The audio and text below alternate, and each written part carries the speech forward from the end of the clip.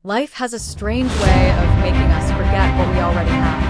We look at the things missing from our lives and convince ourselves that happiness is out of reach, locked somewhere far away, waiting for the perfect job, the perfect partner, or the perfect moment. But what if I told you that happiness, peace, and even miracles don't wait for perfection? What if the secret to attracting miracles is not found in asking for more, but in being grateful for less? This is the story of Daniel, a young man who thought his life was falling apart, a man who believed he had lost everything. But through one lesson, one encounter, and one shift in his heart, Daniel discovered that gratitude is not just a polite thank you. Gratitude is power. Gratitude is transformation. Gratitude is the first miracle that opens the door to others.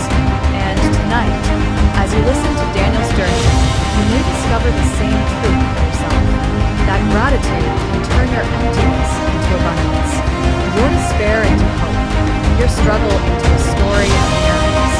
Daniel sat alone in a small apartment. The clock ticked softly on the wall, echoing the silence in a room that once carried life. On the table before him lay a pile of unpaid bills, each one like a weight pressing down on his chest. He opened the fridge, its light flickered weakly, revealing almost nothing. A half-empty bottle of water, a few slices of bread, stale at the edges. That was it. He picked up a glass, poured what little water was left, and stared at it. The glass was half empty, but in Daniel's mind, it looked emptier than that. It looked like his life draining away, drop by drop. He whispered under his breath, "Why is my life like this? Why me?" His voice cracked, not just with hunger, but with exhaustion. His thoughts, like dark clouds, filled the room. If only I had money, if only I had a better start, if only someone would help me. He sat at the table with his head in his hands, thinking about the life he once imagined, the dreams of success, the hope of stability. But here he was, counting coins that couldn't even pay for dinner. That night, Daniel went to bed hungry, not just for food, but for something deeper. He was hungry for hope, for meaning, for a reason to believe that life hadn't abandoned him. But all he felt was emptiness, like his glass, like his heart. The next morning, Daniel woke up with a heaviness that felt older than his years. He was only 25, but his spirit felt like it belonged to a man twice his age. As sunlight pushed its way through the curtains, Daniel pulled the blanket over his face. The thought of another day, another cycle of struggle, made him sigh. He reached for his phone, not for messages of encouragement, but for reminders of debt, unpaid rent, and promises he could not keep. His chest tightened as he muttered, "I can't do this anymore." Daniel dragged himself out of bed, every step echoing with complaint. He looked at his clothes, worn, faded. He looked at his shoes, scuffed, almost torn. His reflection in the mirror looked back at him, tired and defeated. And in his heart, the words repeated, "Nothing works out for him. Life is unfair. Why do others have it easier?" The more he complained, the heavier his world felt. His complaints did not solve his problems. They multiplied them. They grew louder, like voices whispering in his ear, convincing him that he was a victim, that nothing would ever change. Daniel didn't realize it yet, but with every complaint, he was building walls around himself. Walls that kept out joy. Walls that blinded him to blessings.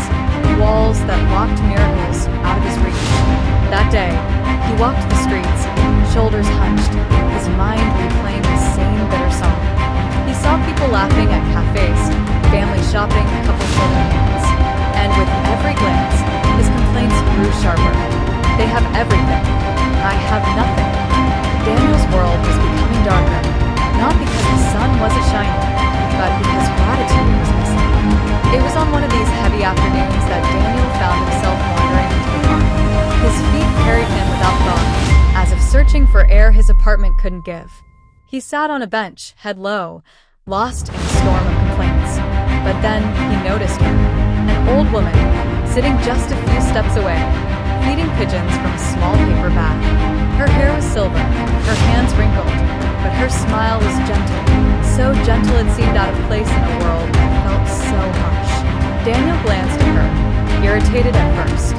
How can she smile at birds while I'm drowning in problems? He thought. But something about her peace drew his attention. Minutes passed before she looked his way. Her eyes were kind, as if she could see straight through his pain without him saying a word. She tilted her head and asked softly, "Why the long face, young man?"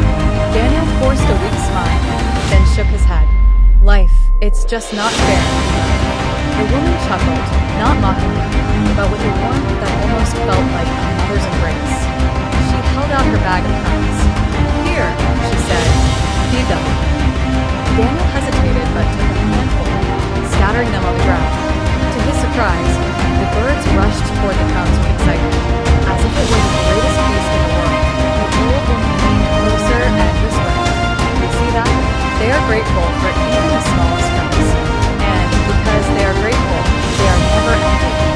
Her words landed in Daniel's heart like a seed he didn't understand yet, but one that would soon grow. The old woman watched Daniel carefully. His shoulders slouched, his spirit bruised, his voice carrying the weight of hopelessness. After a moment of silence, she spoke.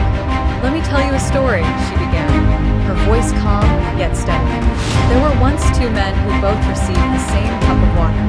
One looked at the cup and cried, 'Why is it only half full? It's not enough.' The other man looked at the same cup and smiled.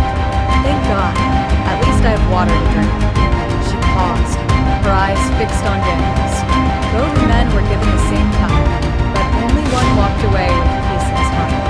Daniel frowned. "But what difference does it make? Water is water. The cup is still half." The woman smiled knowingly. "Yes, the cup is half. But the way you see it determines what it gives you.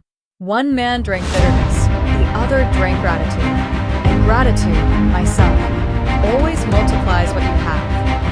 Her words struck Daniel, though he tried to brush them off. "Easy for you to say," he muttered. "You don't know what it's like to have nothing."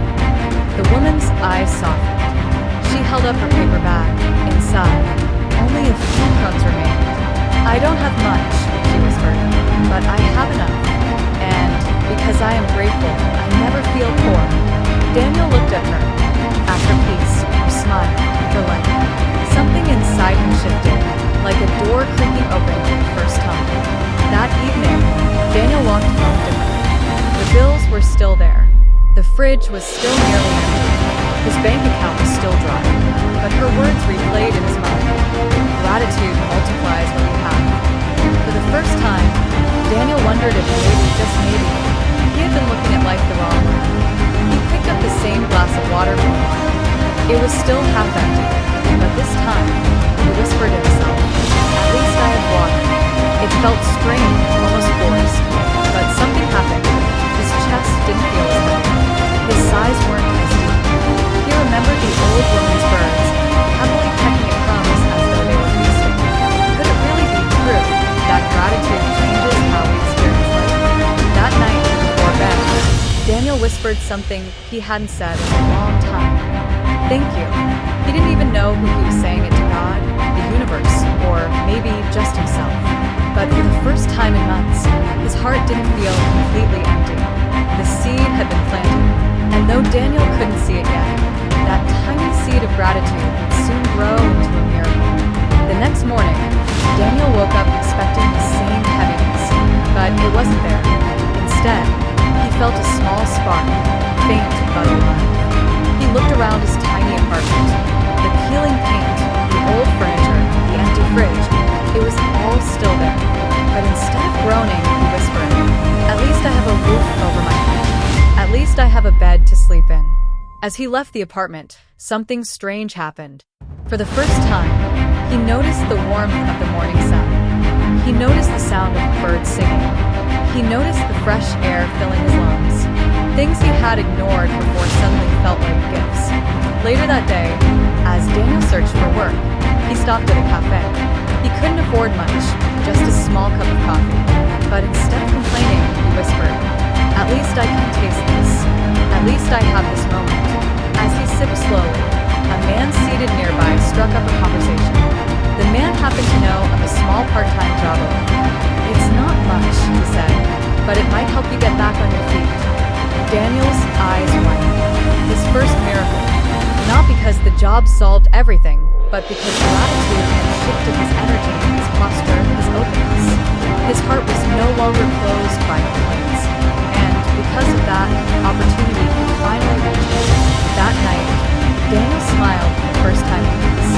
He whispered again, "Thank you." And this time he meant it. Days passed, and Daniel continued his hard work.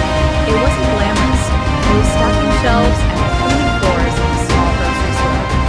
Before, he would have cursed his fate, angry that his college degree had brought him here.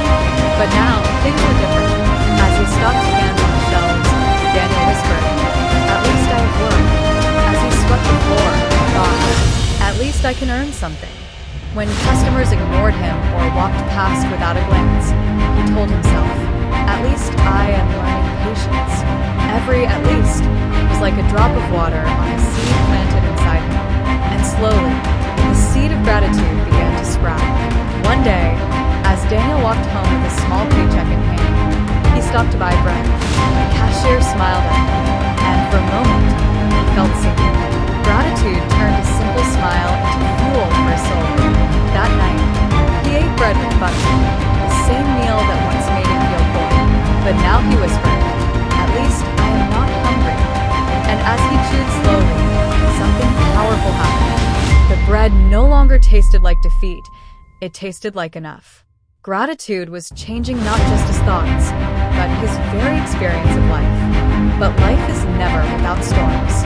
Weeks later, Daniel received bad news. The grocery store was cutting hours. His small paycheck would shrink even smaller. The old Daniel would have collapsed, drowning in complaints. But this Daniel had learned something new. He sat on his bed, the letter of reduced hours in his hands. His chest tightened, but instead of saying, "Why me?" he whispered, "Thank you for the hours I still have. Thank you for the chance to keep going." At first, it felt like a lie. His eyes stung with tears. His voice cracked. But gratitude wasn't about ignoring pain. It was about choosing hope in the middle of it. That night, Daniel prayed, not for money, not for miracles, but for strength. "Help me see the good, even here," he whispered. And somehow, even in his loss, he felt lighter. Even in a setback, he felt steadier. Because gratitude doesn't erase the storm. It teaches you how to stand in the rain without drowning. As weeks turned into months, Daniel noticed something else. His gratitude was affecting the people around him. At work, when others complained about long shifts, Daniel quietly said, "At least we have jobs, but so many don't."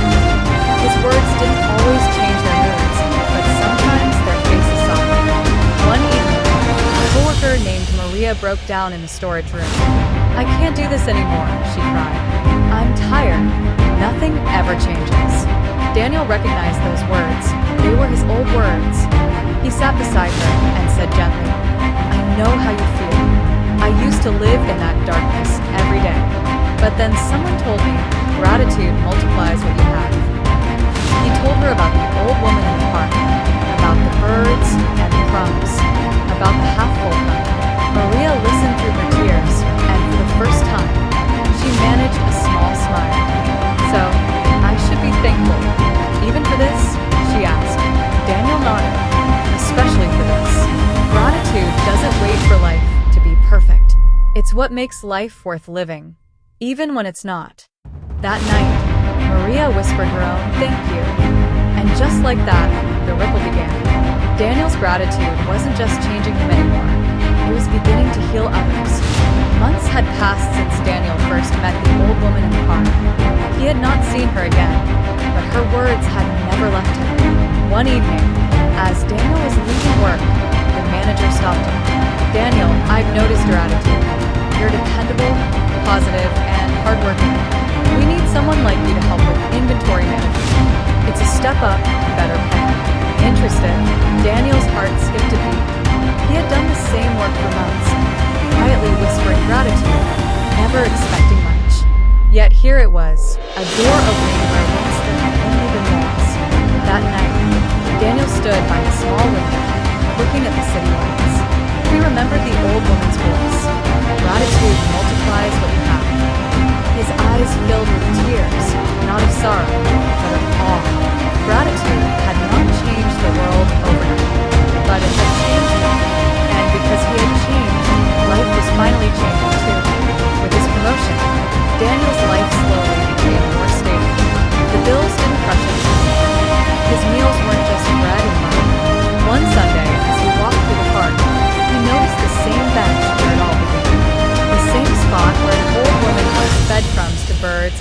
shed hope into his heart. He sat down quietly, closing his eyes. The memory was so vivid.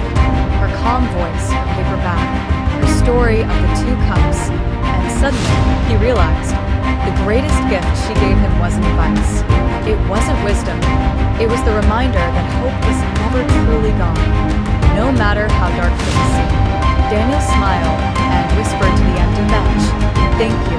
The birds fluttered nearby, as if carrying his gratitude into the sky. Years later, Daniel would look back on this chapter of his life as the turning point. Gratitude was no longer something he forced. It had become the lens through which he saw everything. He was no longer the man who woke up to emptiness. Now, he woke up and whispered, "Thank you," before his feet touched the ground. When challenges came, and they still did, he leaned on gratitude like a compass. And with that compass, he never lost his way. His story became proof of a truth many forget. Gratitude doesn't give you a perfect life. Gratitude gives you the strength to live your imperfect life with hope, peace, and courage. Maybe today, you feel like Daniel did, empty, stuck, surrounded by problems so heavy that gratitude feels impossible. But let me remind you, gratitude is not about ignoring your pain. It's not about pretending life is perfect. It's about finding light, even in the smallest cracks of darkness. Start small. Whisper, "Thank you" for a glass of water, for the breath in your lungs, for the roof above your head. These may seem like little things, but little things grow. Gratitude is a magnet. The more you practice it, the more reasons you'll find to keep practicing. And slowly life shifts, doors open, miracles unfold. So if you're listening to this story today, I want you to remember this. You don't need everything to be great. You just need a heart willing to forgive. Gratitude can transform your thoughts. It can heal your spirit. And yes, it can attract miracles. And maybe your miracle is already on its way.